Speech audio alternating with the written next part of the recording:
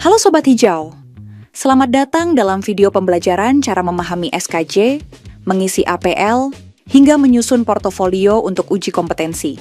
Kita mulai langkah demi langkah dengan cara paling mudah.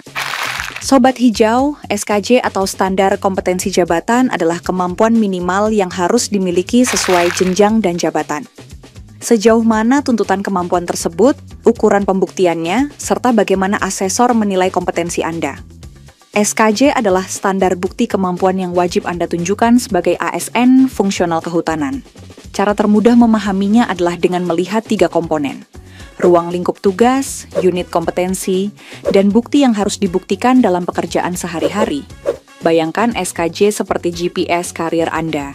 Jika Anda tahu tujuannya, maka langkah pengembangan kompetensi jadi terarah dan tidak membingungkan. SKJ terdiri dari kompetensi manajerial, sosial kultural, dan teknis. Untuk kompetensi Mansos, semua jabatan memiliki standar yang sama tergantung level jabatannya sesuai dengan aturan yang berlaku. Untuk memahami kompetensi teknis secara tepat, Sobat Hijau perlu memulainya dari satu langkah sederhana. Pahami dulu unit kompetensinya, lalu pahami definisi tiap unit kompetensinya yang bisa dilihat di paparan sosialisasi uji kompetensi. Dari situ, kita akan masuk lebih dalam ke uraian kompetensinya. Apa saja kemampuan yang harus dikuasai. Dan yang terakhir, lihat indikator level jabatan yang ingin dituju, agar jelas ada di level berapa posisi kompetensi yang harus dicapai. Begitu 3 hal ini Anda kuasai, memahami SKJ bukan lagi menjadi hal yang sulit. Sekarang, kita masuk ke APL 1. Sobat Hijau, formulir ini merupakan permohonan asesmen yang digunakan untuk mendata informasi diri dan pekerjaan Anda sesuai dengan kompetensi yang akan diujikan. Pengisian APL 1 harus jelas, lengkap, dan sesuai kondisi nyata. Isi data pribadi dan data pekerjaan sekarang. Pastikan semuanya sesuai dokumen administratif yang Anda miliki. Data sertifikasi memuat unit kompetensi manajerial, sosial, kultural, dan kompetensi teknis sesuai dengan level jabatan. Selanjutnya, pada bagian bukti persyaratan dasar, berikan tanda centang pada tabel sesuai dengan jenis uji kompetensi yang diikuti. Kemudian, pada bagian bukti portofolio kegiatan pemohon, tuliskan kegiatan yang relevan pada setiap unit kompetensi, dan berikan centang untuk menandai bukti yang telah tersedia. Ingat, APL 1 bukan tempat membuktikan kompetensi, tapi memastikan Anda adalah kandidat yang tepat mengikuti uji. Nah, Sobat Hijau, APL 2 adalah jantung asesmen.